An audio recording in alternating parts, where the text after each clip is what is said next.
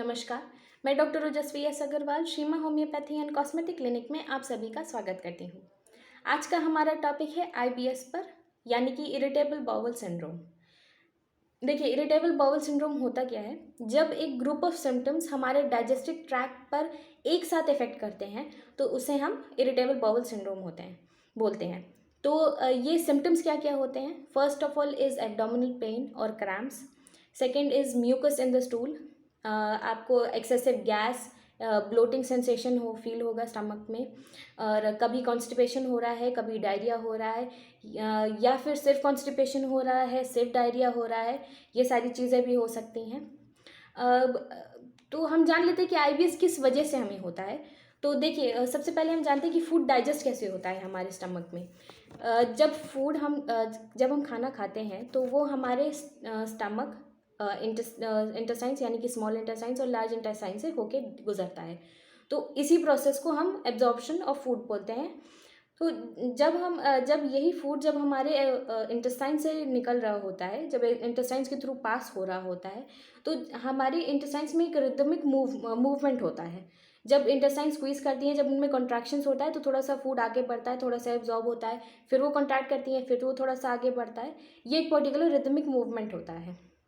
तो जब यही जो हमारी गट वॉल्स होती हैं, जब यही सेंसिटिव हो जाती हैं या बहुत ज़्यादा एक्साइटेड हो जाती हैं, तो इनकी वजह से हमें आईबीएस के इश्यूज़ आने स्टार्ट हो जाते हैं। तो कई बार जब हम खाना खाते हैं तो इंटेस्टाइन्स में, फूड में जो ये कॉन्ट्रैक्शंस होता है, ये बहुत फास्ट होने लगता है, जिसकी वजह से हमें डायरिया हो जाता है। कई बार ये कॉन्ट्रैक्शंस बहुत ज़्यादा स्लो होने लगते हैं तो वो कॉन्स्टिपेशन हमें कर देते हैं। तो ये तो इसका देखिए, आईबीएस का ये हो गया पॉजिटिव कॉजेस क्या क्या देखिए हो सकते हैं। तो अगर किसी को आईबीएस किसको किसको हो सकता है, रिस्क फैक्टर्स कैसे हो सकते हैं? देखिए, एक तो एज रिस्क फैक्टर हो सकता है। दूसरा, अगर आपकी फैमिली में आईबीएस रन कर रहा हो, फैमिली हिस्ट्री में हो सकता है।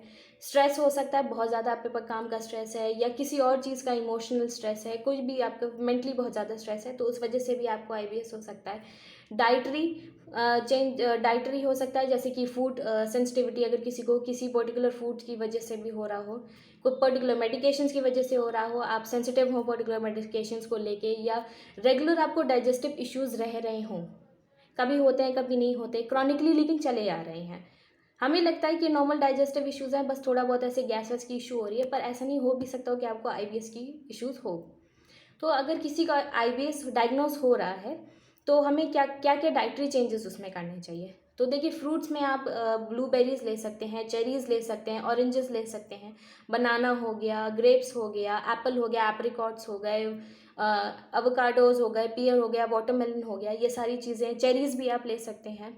वेजिटेबल्स में हो गया, कैरेट्स हो गया, ब्रिंजल हो गया, बीन्स हो गए, चाहे वो रेड बेल पेपर हो, कॉलीफ्लावर हो, अनियंस हो, मशरूम्स हो, ये सारी चीज़ें आप ले सकते हैं। पम्पकिन, टोमेटो, ये सारी चीज़ें आप ले सकते हैं। हनी खाइए, ओट्स ले सकते हैं, एग ले सकते हैं। ये सारी चीज़ें आप ज़रूर से खा सकते हैं। और आपने अवॉइड क्या क्या करनी है?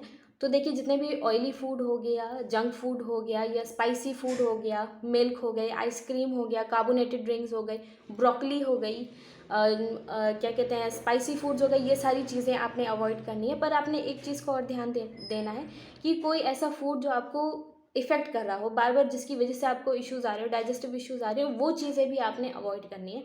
तो ये चीज़ें पेशेंट को अपने ऊपर खुद ध्यान देनी पड़ती हैं। उन्हें खुद नोटिस करना पड़ता है कि क्या चीज़ें हैं जो आपको ऐसे इफ़ेक्ट कर रही हैं। तो आप इन बातों का ध्यान दीजिए और मेडिसिन लेते रहिए। आपका आईबीएस अगर किसी को हो रहा है तो वो ट्रीट होना स्टार्ट हो जाएगा। ये सारी चीज़ों का आप ज़रूर से ध्यान दीजिए। तो आज के लिए बस इतना ही। नेक्स्ट वीडियो में हम फिर मिलेंगे। नमस्कार।